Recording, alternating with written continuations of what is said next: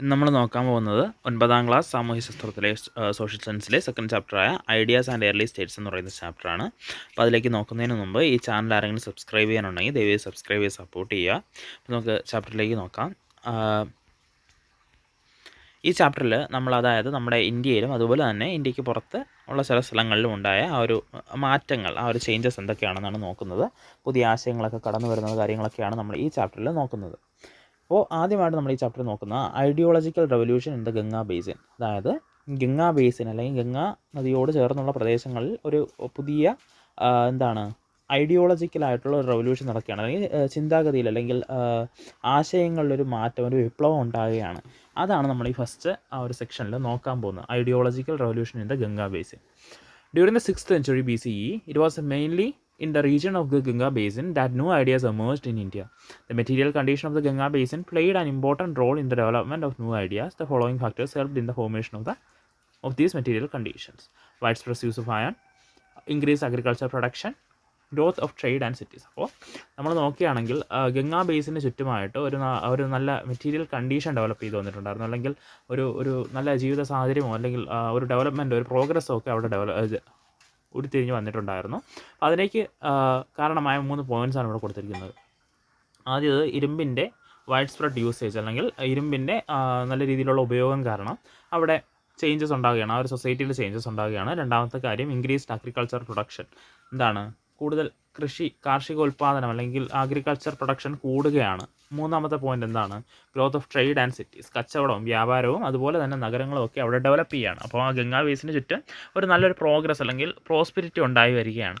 അതുകൊണ്ട് തന്നെ ആ ഒരു പ്രോസ്പെരിറ്റി ഉള്ളത് കൊണ്ട് തന്നെയാണ് അവിടെ എന്ത് ചെയ്യുന്നത്, പുതിയ പുതിയ ആശയങ്ങൾ ഡെവലപ്പ് ചെയ്യാൻ കാരണമായതുകൊണ്ട് ഒരു ഐഡിയോളജിക്കൽ റെവല്യൂഷൻ ഉണ്ടാവാൻ കാരണമായത്. By the 6th century BCE, a socio-economic system based on agriculture and cattle had emerged in the Ganga basin. This was not in harmony with the Vedic practice which gave importance to the rituals and animal sacrifices.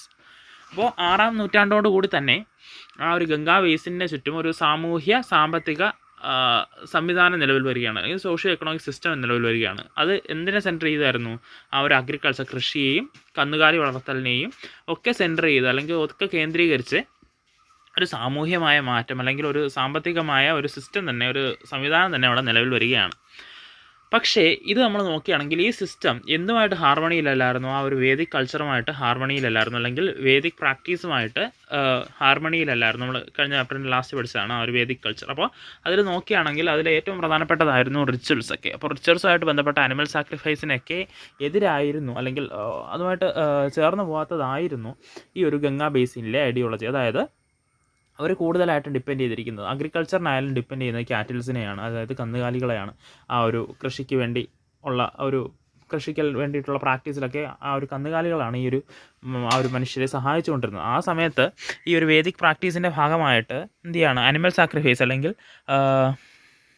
മൃഗങ്ങളെ sacrifice ചെയ്യുന്നതോടുകൂടി എന്നുണ്ടാവുന്നു ആ ഒരു കൃഷിയെ അല്ലെങ്കിൽ അവരുടെ ഡെവലപ്മെൻറ്റിനെ തന്നെ ബാധിക്കുന്നു. അപ്പോൾ ഇത് ആ ഒരു ജനങ്ങളെ ഫോഴ്സ് ചെയ്യുകയാണ്, ആ ഒരു വേദിക് പ്രാക്ടീസുമായിട്ട് അല്ലെങ്കിൽ വേദിക് റിച്വൽസുമായിട്ട് ഒത്തുപോകുന്നതിൽ നിന്ന് ജനങ്ങളെ ഒന്ന് പിന്മാറാൻ ഫോഴ്സ് ചെയ്യുകയാണ്, അല്ലെങ്കിൽ അതിനെതിരെ ഒന്ന് ചിന്തിക്കാൻ ഫോഴ്സ് ചെയ്യുകയാണ്. The Vaishyas who had acquired better material progress through advancement in trade deserved a suitable higher status in the society. അതിനോടൊപ്പം നമ്മൾ പറഞ്ഞു അവിടെ ട്രേഡും കച്ചവടവും അതുപോലെ തന്നെ നഗരങ്ങളൊക്കെ ഡെവലപ്പ് ചെയ്ത് വന്നു എന്ന് പറഞ്ഞിട്ടുണ്ടായിരുന്നു. അപ്പോൾ വേദിക് വേദിക് കൾച്ചറിൻ്റെ ഒരു ഭാഗം തന്നെയായിരുന്നു ആ ഒരു ജാതി വ്യവസ്ഥ എന്ന് പറയുന്നത്. അപ്പോൾ ഈ കച്ചവടം ചെയ്തു അല്ലെങ്കിൽ ഒരു സാമ്പത്തികമായിട്ടൊരു പുരോഗതി കൈവരിച്ച ഈ വൈശ്യാസ് എന്ന് പറയുന്ന ഗ്രൂപ്പിന് എന്ത് ചെയ്യാൻ പറ്റിയില്ല. അവർക്ക് സാമ്പത്തികമായിട്ട് അവർ ഡെവലപ്മെൻ്റ് ആയിരുന്നെങ്കിലും അല്ലെങ്കിൽ ആ ട്രേഡിൽ അവർക്ക് ഉന്നതി ഉണ്ടായിരുന്നുവെങ്കിലും അവർക്കൊരു സാമൂഹ്യമായിട്ട് ഒരു ഹയർ സ്റ്റാറ്റസ് കിട്ടിയിരുന്നില്ല. അപ്പോൾ ആ സൊസൈറ്റിയിൽ ഒരു ഹയർ സ്റ്റാറ്റസ് അവരുടെ കയ്യിൽ ആ ഒരു വെൽത്ത് ഉണ്ടെങ്കിലും ഒരു സൊസൈറ്റിയിൽ ഹയർ സ്റ്റാറ്റസ് കിട്ടാത്തത് കൊണ്ട് അവരും എന്ത് ചെയ്യായിരുന്നു, ഈ വേദിക് കൾച്ചറിന് അല്ലെങ്കിൽ വേദിക് ഒരു ഐഡിയോളജിക്കെതിരായിട്ടൊന്ന് നീങ്ങാൻ തുടങ്ങി. During this period, some classes emerged outside the existing Varna system. The important group among these was that of the rich Gahapatis. They were emerged in trade and owned land, in this way, they were in financially higher position and thus gained better status in society. അപ്പോൾ ഈ കാലത്ത് വർണ്ണ സിസ്റ്റത്തിന് പുറത്ത് നിന്നുള്ള ഗ്രൂപ്പ്സും emerge ചെയ്തു വന്നു. അതിലൊന്നാണ് ഗഹപതീസ് എന്ന് പറയുന്നത്. അപ്പോൾ അവർ കച്ചവടം ചെയ്ത് പൈസ ഉണ്ടാക്കുകയും ചെയ്തു. അതുപോലെ തന്നെ ഈ ഒരു വർണ്ണ സിസ്റ്റത്തിന് പുറത്തായതുകൊണ്ട് അവർക്ക് എന്ത് ചെയ്യാനും പറ്റി, കുറച്ചുകൂടെ ഹയർ പൊസിഷൻ കിട്ടാനും തുടങ്ങി. It was under this social background that new ideological concept was formulated. അതായത് അവർ നോക്കുമ്പോൾ, അതായത് ഈ വൈശ്യാസൊക്കെ നോക്കുമ്പോൾ എന്താണ്, അവർ ആ ഒരു വർണ്ണ സിസ്റ്റത്തിനകത്താണ്. പക്ഷേ എന്താണ്, അവർക്ക് ആ ഒരു ട്രേഡിൽ മെച്ചം ഉണ്ടായിട്ടോ അല്ലെങ്കിൽ വെൽത്ത് ഉണ്ടായിട്ടോ അവർക്കൊരു ഹയർ സ്റ്റാറ്റസ്, ആ ഒരു വർണ്ണ സിസ്റ്റത്തിനകത്തായതുകൊണ്ട് ഹയർ സ്റ്റാറ്റസ് കിട്ടുന്നില്ല. പക്ഷേ അവരെ പോലെ തന്നെ ഇപ്പുറത്ത് നോക്കിയായിരുന്നെങ്കിൽ വർണ്ണ സിസ്റ്റത്തിൻ്റെ പുറത്തുള്ള ഗഹപതീസ് എന്ന ആൾക്കാർക്ക് അവരും അതുപോലെ തന്നെ ട്രേഡിൽ സാമ്പത്തികമായിട്ട് നേട്ടം ഉണ്ടാക്കുന്നു. പക്ഷേ അവർക്ക് ഒരു സോഷ്യൽ സിസ്റ്റം, ഒരു ഹയർ സോഷ്യൽ സ്റ്റാറ്റസ് കിട്ടുന്നുണ്ട്, കാരണം അവർ വർണ്ണ സിസ്റ്റത്തിന് പുറത്താണ്. It was under this social background the new ideological concept was formulated. അപ്പോൾ ഈ ഒരു സാഹചര്യങ്ങൾ കൊണ്ടൊക്കെയാണ് എന്ത് ചെയ്യുന്നത്, പുതിയ ഐഡിയോളജിസ് അല്ലെങ്കിൽ പുതിയ ആശയങ്ങൾ ആ ഒരു ഗംഗാ ബേസിന് ചുറ്റുമായിട്ട് ഡെവലപ്പ് ചെയ്ത് വരുന്നത്. Among these the Jain and the Buddhist philosophies were the important ones. These new ideas got support from Vaishyas and gahapatis. അപ്പോൾ നമ്മൾ നോക്കുകയാണെങ്കിൽ ജൈനിസം അല്ലെങ്കിൽ ജൈനമതം അല്ലെങ്കിൽ ബുദ്ധമതം, ബുദ്ധിസം എന്ന് പറയുന്ന ഐഡിയോളജിക്കൊക്കെ ഈ ഒരു സ്ഥലത്ത് ഇമ്പോർട്ടൻസ് കിട്ടുകയും ആ ഒരു വൈശ്യാസം ഗഹപതീസും ഒക്കെ ഈ ഐഡിയോളജീസിനെ സപ്പോർട്ട് ചെയ്യുകയും ചെയ്യുകയാണ്. അപ്പോൾ നമുക്ക് ജസ്റ്റ് ഒന്ന് ജൈനിസം നോക്കാം. Vardhamana Mahavira was born in Kundagrama near Vaishali in Bihar. According to Jainism, Vardhamana Mahavira is the 24th tirthankara. അപ്പോൾ ജൈനിസം എന്ന് പറയുന്ന ആശയത്തിലെ ഒരു പ്രധാനപ്പെട്ട ഒരു നമ്മൾ പഠിക്കേണ്ട അല്ലെങ്കിൽ മനസ്സിലാക്കേണ്ട ഒരു പദമാണ് തീർത്ഥങ്കരാസ് എന്ന് പറയുന്നത്. തീർത്ഥങ്കരാസ് എന്ന് പറഞ്ഞാൽ എന്താണ്, അസറ്റിസത്തിൽ നിന്ന് വിസ്ഡം കണ്ടെത്തിയ ആൾക്കാർ, അതായത് സന്യാസത്തിൽ നിന്ന് അറിവ് നേടിയ ആൾക്കാർ എന്നൊക്കെയാണ് പറയുന്നത്, അല്ലെങ്കിൽ ജ്ഞാനം നേടിയ ആൾക്കാർ എന്നൊക്കെ പറയുന്ന അർത്ഥം വരുന്ന വാക്കാണ് തീർത്ഥങ്കര എന്ന് പറയുന്നത്. അപ്പോൾ ജൈനിസ പ്രകാരം 24 തീർത്ഥങ്കരന്മാരുണ്ട്. ആദ്യത്തെ തീർത്ഥങ്കരൻ എന്ന് പറയുന്ന ഋഷഭദേവനും 23ാമത്തെ തീർത്ഥങ്കരൻ എന്ന് പറയുന്ന പാർശ്വനാഥനുമാണ്. അദ്ദേഹത്തിൻ്റെ ശിഷ്യനായാണ് വർദ്ധമാന മഹാവീരൻ. അദ്ദേഹമാണ് 24ാമത്തെയും അവസാനത്തെയും തീർത്ഥങ്കരൻ എന്ന് പറയുന്നത്. അപ്പോൾ ഈ വർദ്ധമാന മഹാവീരൻ തൻ്റെയും അതുപോലെ തന്നെ തനിക്ക് മുമ്പുണ്ടായിരുന്ന ആ ഒരു പാർശ്വനാഥൻ്റെയൊക്കെ ആശയങ്ങൾ യോജിപ്പിച്ചാണ് ജൈനിസം എന്ന് പറയുന്ന ആശയത്തിന് വേണ്ടിയിട്ടുള്ള കുറേ പ്രിൻസിപ്പിൾസൊക്കെ മുന്നോട്ട് വയ്ക്കുന്നത്. അപ്പോൾ നമ്മൾ ആ ജൈനിസം എന്ന് പറയുമ്പോൾ തന്നെ ആദ്യമായിട്ട് പഠിക്കേണ്ട പേരാണ് വർദ്ധമാന മഹാവീരൻ. അതായത് അദ്ദേഹമാണ് ഒരു ജൈനിസത്തിന് ഒരു കീ ഫിഗറായിട്ട് നമുക്ക് മനസ്സിലാക്കാൻ പറ്റുന്നത്. 24ാമത്തെ തീർത്ഥങ്കരൻ, ജൈനിസ പ്രകാരം 24ാമത്തെ തീർത്ഥങ്കരനാണ് വർദ്ധമാന മഹാവീരൻ. അദ്ദേഹം ജനിക്കുന്നത് ബീഹാറിനടുത്തുള്ള വൈശാലി എന്ന് പറയുന്ന സ്ഥലത്തെ കുന്ദഗ്രാമ എന്ന് പറയുന്ന ഒരു സ്ഥലത്ത് വെച്ചാണ്. അപ്പോൾ വർദ്ധമാന മഹാവീരനെ കുറിച്ചുള്ള പോയിന്റ്സ് ഇവിടെ കൊടുത്തിട്ടുണ്ട്. ബോൺ ഇൻ വൈശാലി എന്ന് പറയുന്ന സ്ഥലത്താണ് ജനിക്കുന്നത്. He came to be known as Mahavira and Jina. അപ്പോൾ മഹാവീര എന്നും ജിന എന്നും അറിയപ്പെടുന്നുണ്ട്. Attain nirvana at Pava near Patna. അപ്പോൾ എന്താണ് പവ അല്ലെങ്കിൽ പറ്റ്നയിലെ പാവ എന്ന് പറയുന്ന സ്ഥലത്ത് വെച്ചാണ് നിർവാണം അല്ലെങ്കിൽ എന്താണ് മോക്ഷം കിട്ടുന്നത് എന്നൊക്കെയാണ് പറയുന്നത്. അപ്പോൾ ഡോക്ട്രിൻസ് ഓഫ് ജൈനിസം, ആ ഒരു ജൈനിസമായിട്ട് ബന്ധപ്പെട്ട കീ പ്രിൻസിപ്പിൾസ് നമുക്ക് പഠിക്കാം. In this world everything has life. ആദ്യത്തെ പ്രിൻസിപ്പിൾ എന്ന് പറയുന്നത് എന്താണ്, ആദ്യത്തെ ഡോക്ട്രിൻ എന്ന് പറയുന്നത് എന്താണ്, in this world everything has life. ഈ ലോകത്ത് എല്ലാത്തിനും എന്തുണ്ട്, ജീവനുണ്ട്. രണ്ടാമത്തെ പോയിന്റ് എന്ന് പറയുന്നത് do not harm any living being. ഒരു ജീവനുള്ള വസ്തുവിനെ എന്ത് ചെയ്യരുത്, ഹാം ചെയ്യരുത്, ഉപദ്രവിക്കരുത്. അതായത് ആദ്യത്തെ ഡോക്ട്രിൻ എന്ന് പറയുന്നത് എല്ലാ ഭൂമിയിലുള്ള അല്ലെങ്കിൽ ലോകത്തുള്ള എല്ലാ വസ്തുവിനും എന്തുണ്ട്, ജീവനുണ്ട്. ആ ജീവനുള്ള ഒരു വസ്തുവിനെ ഉപദ്രവിക്കരുത്. Birth and rebirth are determined by the basis of karma. അതായത് ജന്മവും പുനർജന്മവും ഒക്കെ തീരുമാനിക്കുന്നത് എന്തിൻ്റെ അടിസ്ഥാനത്തിലാണ്, കർമ്മത്തിൻ്റെ അടിസ്ഥാനത്തിലാണ്. അപ്പോൾ ഇതാണ് 3 ഡോക്ട്രിൻസ്, ജൈനിസ പ്രകാരമുള്ള 3 ഡോക്ട്രിൻസ് എന്ന് പറയുന്നത്. ലോകത്ത് എല്ലാ വസ്തുവിനും ജീവനുണ്ട്, ജീവനുള്ള ഒന്നിനെ ഉപദ്രവിക്കരുത്, നമ്മുടെ ജന്മവും പുനർജന്മവും ഒക്കെ തീരുമാനിക്കുന്നത് നമ്മുടെ കർമ്മത്തിൻ്റെ അടിസ്ഥാനത്തിലാണ്. Denying the authenticity of Vedas, Mahavira proposed 3 principles for attaining moksha. They were right belief, right knowledge and right action. അപ്പോൾ എന്താണ്, അദ്ദേഹം ആ ഒരു അല്ലെങ്കിൽ വേദാസിൻ്റെ ഒതൻറ്റിസിറ്റി അല്ലെങ്കിൽ വേദാസിൻ്റെ ആധികാരികതയെ തന്നെ ചോദ്യം ചെയ്ത ഇദ്ദേഹം അല്ലെങ്കിൽ ഡിനൈ ചെയ്ത ഇദ്ദേഹം എന്ത് ചെയ്യാണ്, ആ ഒരു മോക്ഷപ്രാപ്തിക്കായിട്ട് അല്ലെങ്കിൽ സാൽവേഷൻ നേടുന്നതിനായിട്ട് 3 പ്രിൻസിപ്പിൾസ് മുന്നോട്ട് വയ്ക്കുകയാണ്. ആ 3 പ്രിൻസിപ്പിൾസ് എന്ന് പറയുന്നതാണ് right belief, right knowledge, right action. അതായത് ശരിയായ വിശ്വാസം, ശരിയായ അറിവ്, ശരിയായ പ്രവൃത്തി. അപ്പോൾ ഇത് 3 ഉണ്ടെങ്കിൽ എന്ത് കിട്ടുമെന്നാണ് അദ്ദേഹം പറഞ്ഞത്, മോക്ഷ കിട്ടുമെന്നാണ് അദ്ദേഹം പറഞ്ഞത്, അല്ലെങ്കിൽ സാൽവേഷൻ കിട്ടുമെന്നാണ്. ഇതാണ് അദ്ദേഹത്തിൻ്റെ 3 പ്രിൻസിപ്പിൾസ്, സാൽവേഷൻ കിട്ടാനുള്ള 3 പ്രിൻസിപ്പിൾസ് എന്ന് പറയുന്നത് right belief, right knowledge, right action.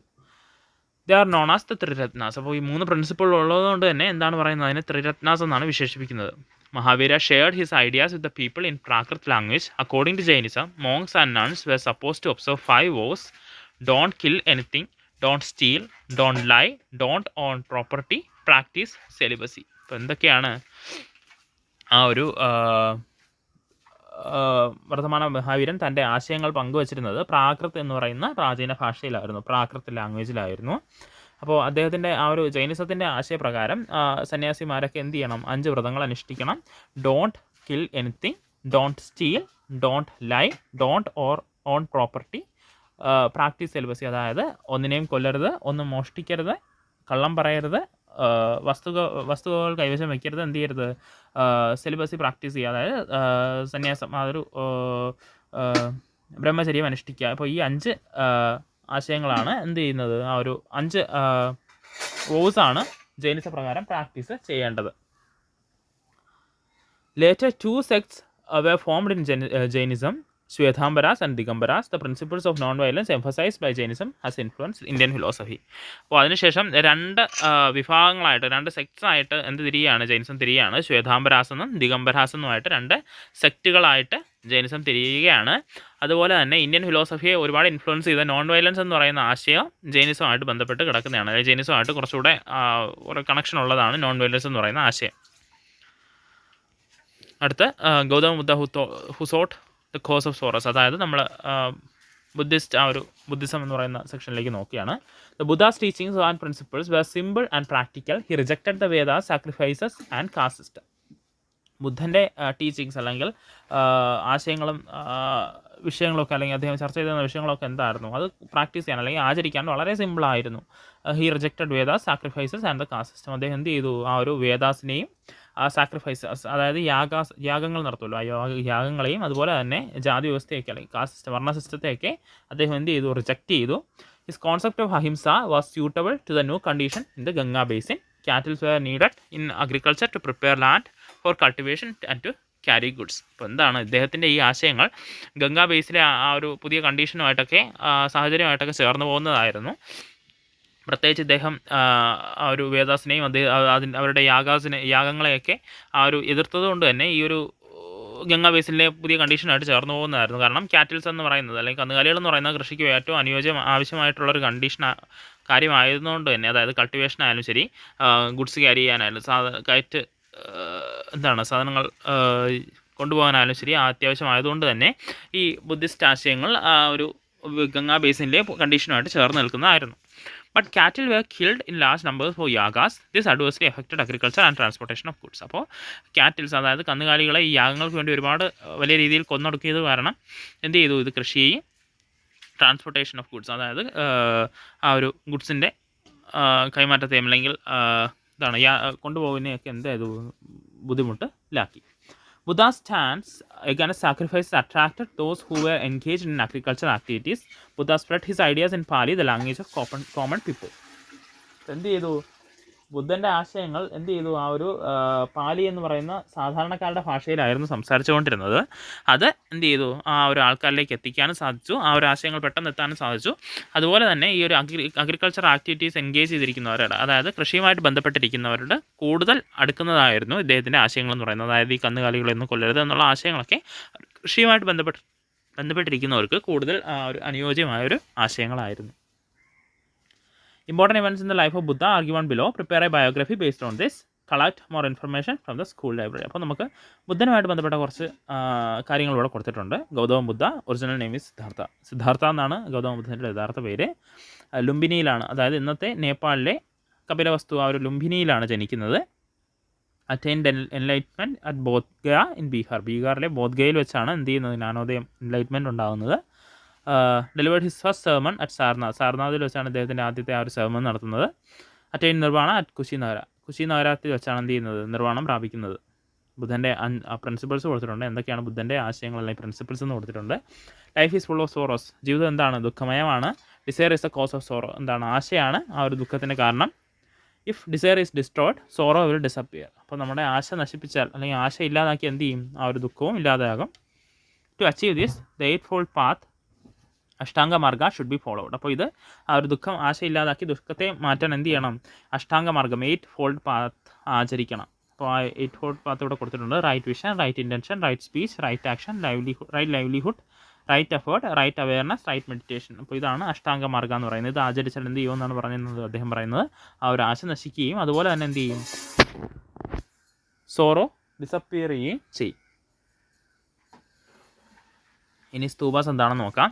സ്തൂപാസ് are buildings built on sites where the physical remains of the Buddha or object used by Buddha were buried. Stupas are made in semi-circular shape. They are rich in carvings. Sanchi and Sarnath stupas are famous. അപ്പോൾ അടുത്ത സ്തൂപാസ് എന്താണെന്ന് വെച്ചാൽ ബുദ്ധൻ്റെ ഒരു physical റിമെയിൻസോ അല്ലെങ്കിൽ ബുദ്ധൻ ഉപയോഗിച്ച സാധനങ്ങളോ എല്ലാം bury ചെയ്തിരിക്കുന്ന അടക്കിയിരിക്കുന്ന സ്ഥലത്തെയാണ് നമ്മൾ സ്തൂപാസ് എന്ന് പറയുന്നത്. അപ്പോൾ സ്തൂപാസ് ഒരു അർത്ഥവൃത്താകൃതിയിലാണ്, ഒരു സെമി സർക്കുലർ രീതിയിലാണ് ഇരിക്കുന്നത്, ആ ഒരു ഷേപ്പിലാണ് ഇരിക്കുന്നത്. അതിനകത്ത് ഒരുപാട് കാർവിങ്സ് അല്ലെങ്കിൽ ചുവർ ലേഖനങ്ങളും മറ്റേ ഒരു കൊത്തുപണികളും ഒക്കെ കാണും. സാഞ്ചിയിലെ സാർനാഥിലേക്ക് സ്തൂപങ്ങൾ വളരെ ഫേമസ് ആണ്. Sanghas are of monks were formed to propagate Buddhism. All people were admitted to sanghas regardless of caste and gender. Women of the sanghas are called Vishunis and men are called Vishus. അപ്പോൾ എന്താണ് ആ ഒരു Buddhism propagate ചെയ്യാനായിട്ട് സംഘാസ് എന്ന് പറയുന്ന ഒരു സന്യാസിയുടെ ഒരു കൂട്ടത്തെ ഉണ്ടായിരുന്നു. അതിനെയാണ് സംഘാസ് എന്ന് പറയുന്നത്. അവരായിരുന്നു ബുദ്ധിസം പ്രൊപ്പഗേറ്റ് ചെയ്തുകൊണ്ടിരുന്നത്.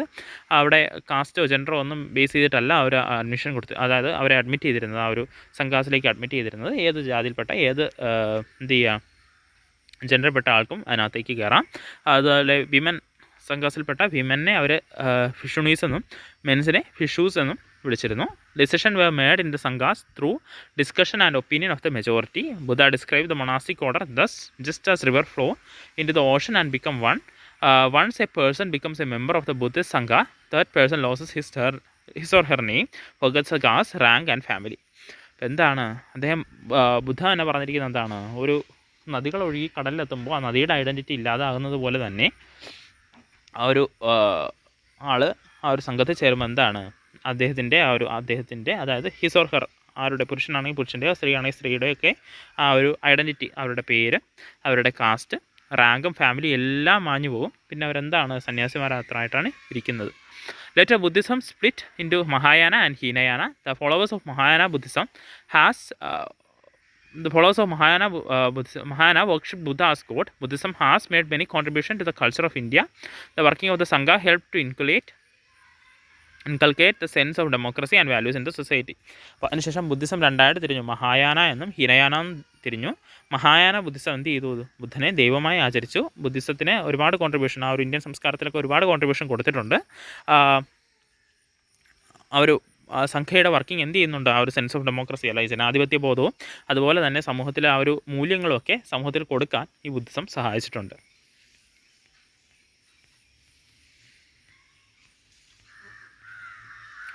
അടുത്ത് നമ്മൾ നോക്കാൻ പോകുന്നത് Mahajanapadas or the early States.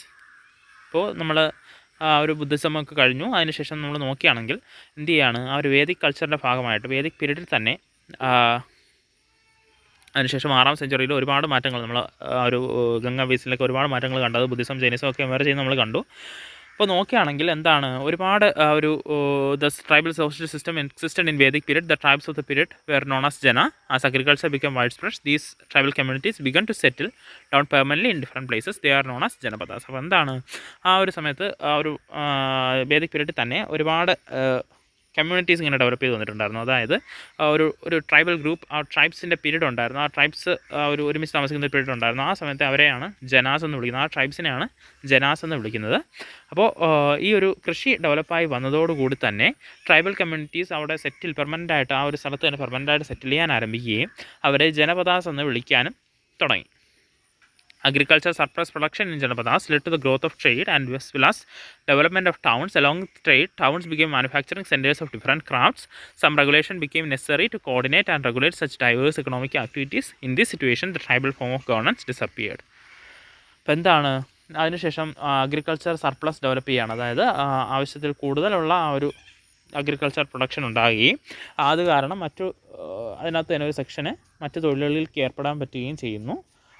പിന്നെ ഗ്രാമങ്ങളും നഗരങ്ങളും ഒക്കെ ഡെവലപ്പ് ചെയ്ത് വരുന്നു. അപ്പോൾ ഈ ജനപദാസ് വെച്ച് മാത്രം മെയിൻറ്റെയിൻ ചെയ്യാൻ പറ്റാതാകുകയും ആ ഒരു ട്രൈബൽ ഫോം, ആ ഒരു സൊസൈറ്റിയുടെ ട്രൈബൽ ഫോം ഡിസപ്പിയർ ചെയ്യുകയും ചെയ്യുകയാണ്.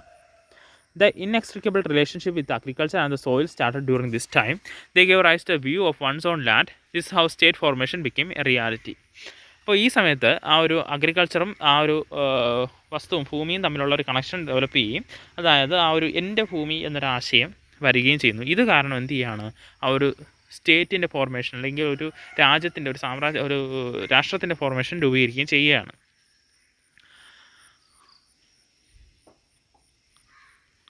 The Buddhist work Anguttara Nikaya speaks 16 political entities that came into being.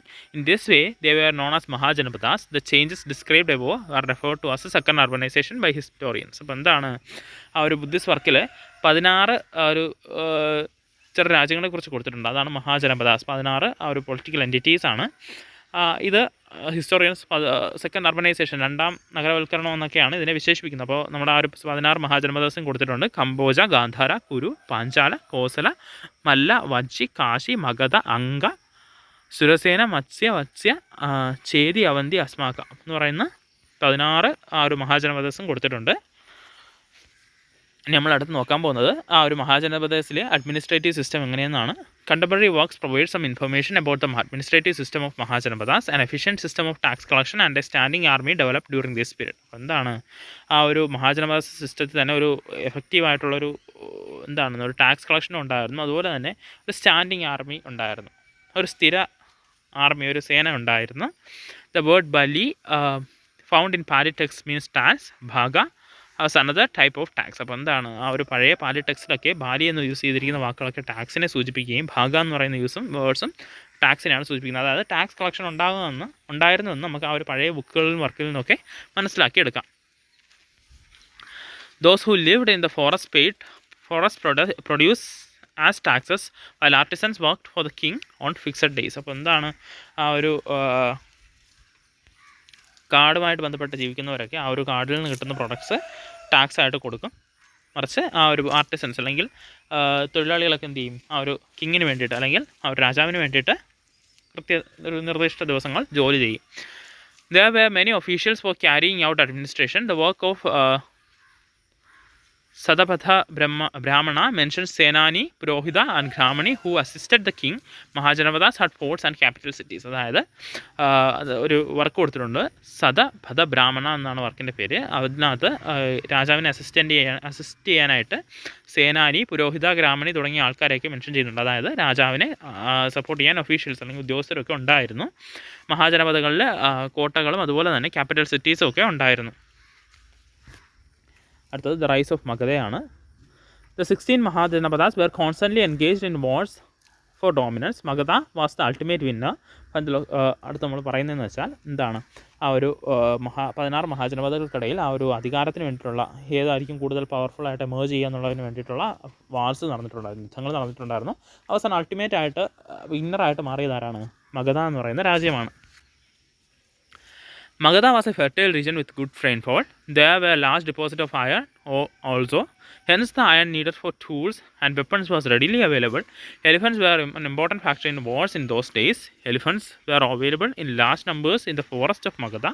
This ensured Magadhan victory in battles. The Ganga and its tributaries provided easy transportation of goods. Magadha has also had efficient rulers like Bimbisara and Ajatasatru. ഇപ്പോൾ നോക്കുകയാണെങ്കിൽ മഗധ എന്ന് പറയുന്ന വളരെ ഫെർട്ടൈലായിട്ടുള്ള region ആയിരുന്നു. അതുപോലെ തന്നെ നല്ല മഴയും നല്ല ഫലഭൂയിഷ്ഠതയുമുള്ള ഒരു പ്രദേശമായിരുന്നു. അതുപോലെ മഗധയ്ക്ക് എന്തുണ്ടായിരുന്നു, ഒരു ഇരുമ്പയിര് നിക്ഷേപം, അതായത് അയൺ ഓർ നിക്ഷേപങ്ങളുണ്ടായിരുന്നു. അതുകൊണ്ട് ടൂൾസ് ഉണ്ടാക്കാനും അല്ലെങ്കിൽ ഇരുമ്പ് കൊണ്ടുള്ള ടൂൾസ് ഉണ്ടാക്കാനും എക്യുപ്മെൻറ്റ്സ് ഉണ്ടാക്കാനും ഒക്കെ കൂടുതൽ എളുപ്പമുണ്ടായിരുന്നു. അതുപോലെ വെപ്പൺസ് ഉണ്ടാക്കാനും ഒക്കെ കൂടുതൽ എളുപ്പമുണ്ടായിരുന്നു.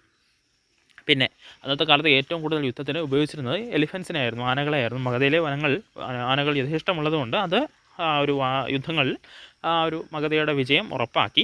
അതുപോലെ ഗംഗയുടെ സാന്നിധ്യം എന്ത് ചെയ്തു, ആ ഒരു കച്ചവടത്തിൻ്റെ ആ ഒരു സാധനങ്ങളൊക്കെ ഉണ്ടല്ലോ അതൊക്കെ കൊണ്ടുപോകാനുള്ള ആ ഒരു ട്രാൻസ്പോർട്ടേഷനും എളുപ്പമാക്കി.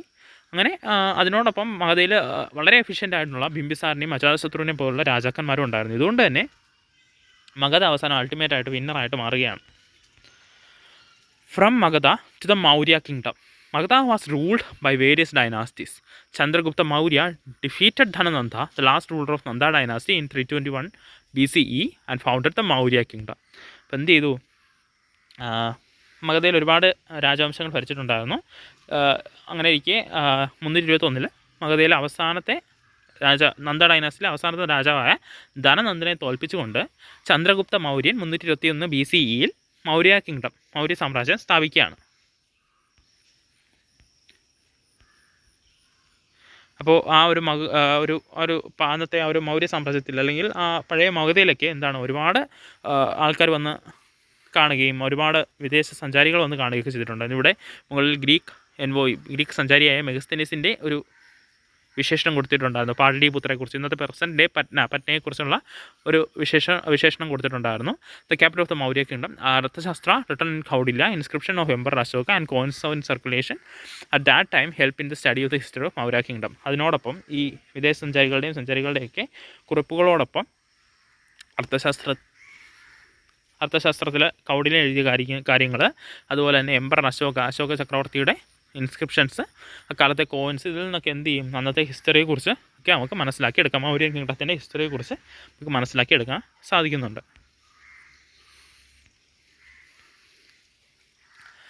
King Ashoka was the most important ruler of the Maurya kingdom. After he invaded and conquered Kalinga, the Maurya kingdom expanded.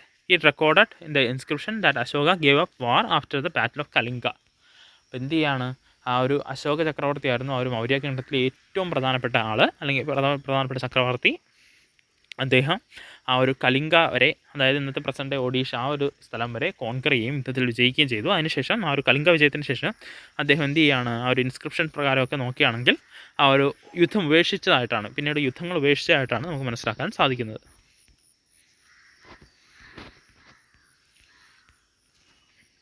Mauryan rule. As you know, our country is divided into various states for administrative convenience, and all states have capitals. The Maurya kingdom was also divided into various provinces in this way. Such provinces were under the control of governors. Pataliputra, the capital, was under the direct control of the emperor. നോക്കുകയാണെങ്കിൽ നമ്മുടെ രാജ്യത്ത് നോക്കിയാലും അറിയാം, നമ്മുടെ രാജ്യത്ത് എന്താണ് പല പല സംസ്ഥാനങ്ങളായിട്ടൊക്കെ തിരിച്ചിരിക്കുകയാണ്. അതുപോലെ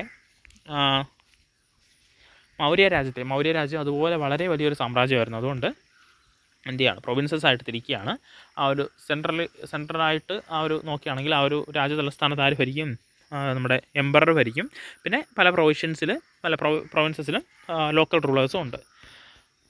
തന്നത്തെ മഗധയുടെ മൗര്യ സാമ്രാജ്യത്തിൻ്റെ ഒരു ഇമേജാണ്.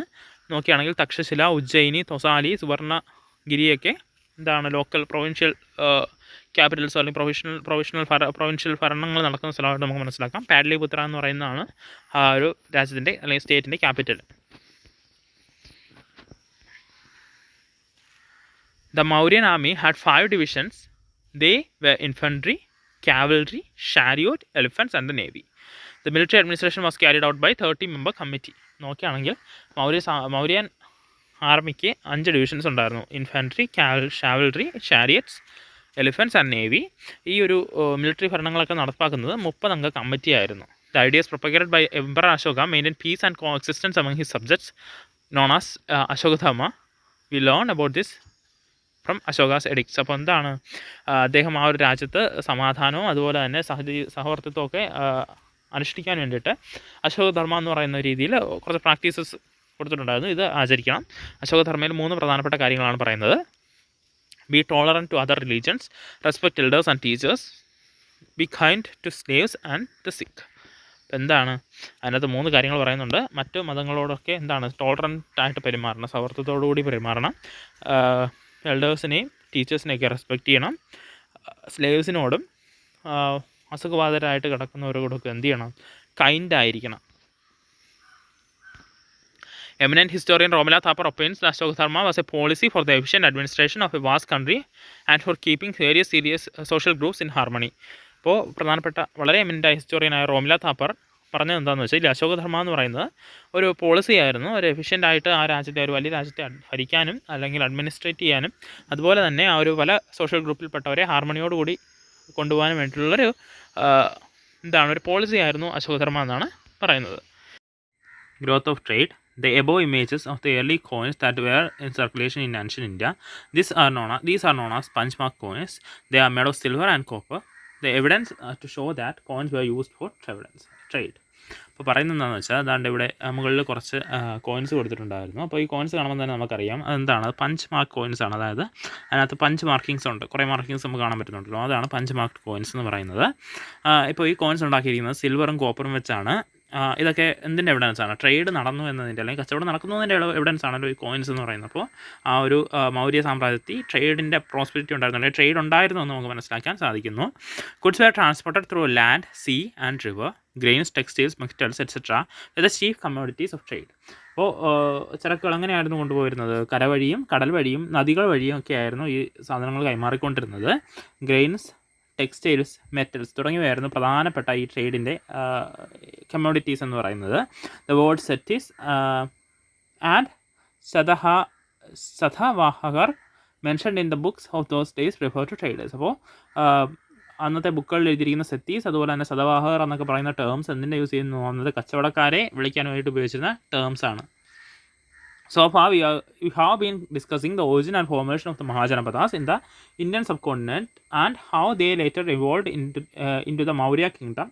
Another region that witnessed similar political changes in this period was Greece in southeastern Europe. അപ്പോൾ മഹാജനപദകളിൽ നിന്നും മൗര്യ കിങ്ഡത്തിലേക്ക് എങ്ങനെ വന്നു, അവിടെ ഉണ്ടായ ഡെവലപ്മെൻറ്റ്സ് അല്ലെങ്കിൽ മാറ്റങ്ങൾ എന്തൊക്കെയാണെന്നാണ് നമ്മൾ ഈ ചാപ്റ്ററിൽ നോക്കിയത്. അതുപോലെ തന്നെ ഇത്രയും ഈ ഒരു സമയത്ത് തന്നെ ഒരു പൊളിറ്റിക്കൽ ചേഞ്ച് ഉണ്ടായ മറ്റൊരു പ്രദേശമാണ് സൗത്ത് ഈസ്റ്റേൺ യൂറോപ്പിലെ ഗ്രീസ് എന്ന് പറയുന്നത്. നമുക്ക് അവിടെയും കൂടെ നോക്കിയിട്ട് വരാം. State formation in Greece. അപ്പോൾ ഇവിടെ ഗ്രീസിൻ്റെ പ്രധാനപ്പെട്ട കുറച്ച് നഗരങ്ങൾ കൊടുത്തിട്ടുണ്ടായിരുന്നു. കൊറിന്ത്, തീബ്സ്, ഏതൻസ്, സ്പാർട്ട തുടങ്ങിയ നഗരങ്ങളുടെയൊക്കെ പേര് കൊടുത്തിട്ടുണ്ട്. In Greece villages stood together for the purpose of security and governance. They came to be known as city states. അപ്പോൾ എന്താണ് ആ ഒരു ഗ്രീസിലെ വില്ലേജസ് ഒരുമിച്ച് നിൽക്കും. എന്തിനാ? സെക്യൂരിറ്റിക്കും അതുപോലെ തന്നെ ഭരണത്തിന് ഗവർണൻസിനും നടപ്പാക്കാനും വേണ്ടിയിട്ട് സ്റ്റേറ്റ്സ് ആ ഒരു വില്ലേജസ് എല്ലാം കൂടെ ഒരുമിച്ച് നിൽക്കും. അപ്പോൾ പ്രധാനമായിട്ടും ഒരു സിറ്റിക്ക് ചുറ്റുമുള്ള വില്ലേജസാണ് ഒരുമിച്ച് നിൽക്കുന്നത്. അതുകൊണ്ട് ഇതിനെ സിറ്റി സ്റ്റേറ്റ്സ് എന്നാണ് വിളിക്കുന്നത്. പ്രധാനമായിട്ടും ഒരുപാട് സിറ്റി സ്റ്റേറ്റ്സ് ഉണ്ട്.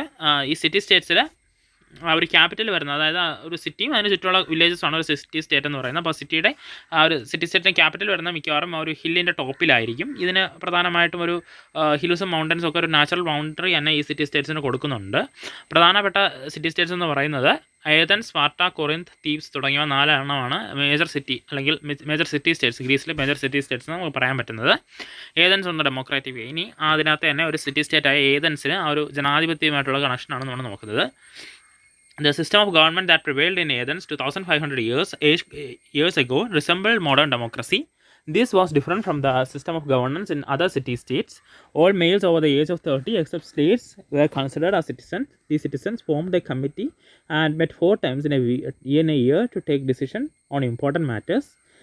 എന്താണ് ആ ഒരു ഇവിടെ ഒരു ജനാധിപത്യ വ്യവസ്ഥയോട് മോഡേൺ ഡെമോക്രസിയോട് ചേർന്ന് നിൽക്കുന്ന അല്ലെങ്കിൽ ഒരു സാമ്യമുള്ള ഒരു വ്യവസ്ഥ കാണാൻ പറ്റും. മറ്റ് സിറ്റി സ്റ്റേറ്റ്സിനെ അപേക്ഷിച്ച് കുറച്ചുകൂടെ ജനാധിപത്യത്തോട് ചേർന്ന് നിൽക്കുന്ന ഒരു വ്യവസ്ഥ കാണാൻ പറ്റും. അവിടെ 30 വയസ്സിന് മുകളിലുള്ള എല്ലാ മെയിൽസിനും വോട്ടവകാശം ഉണ്ടായിരുന്നു. അല്ലെങ്കിൽ വോട്ടവകാശമല്ല, ഒരു തീരുമാനം എടുക്കാനുള്ള അവകാശം ഉണ്ടായിരുന്നു. അവരെല്ലാം സിറ്റിസൺസ് ആയിട്ട് കൺസിഡർ ചെയ്യുമായിരുന്നു. അപ്പോൾ ഈ സിറ്റിസൺസ് എല്ലാം കൂടെ ഒരുമിച്ച് കൂടി വർഷത്തിൽ 4 തവണ ഒരുമിച്ച് കൂടിയായിരുന്നു പ്രധാനപ്പെട്ട ഡിസിഷൻസ് ഒക്കെ എടുത്തുകൊണ്ടിരുന്നത്. സ്ലേവ്സിനെ ഒഴിച്ച് 30 വയസ്സിന് മുകളിലുള്ള എല്ലാ മെൻസിനും വോട്ടവകാശം ഉണ്ടായിരുന്നു. സിറ്റിസൺസ് ആയിരുന്നു, വോട്ടവകാശമുള്ള സിറ്റിസൺസ് ആയിരുന്നു.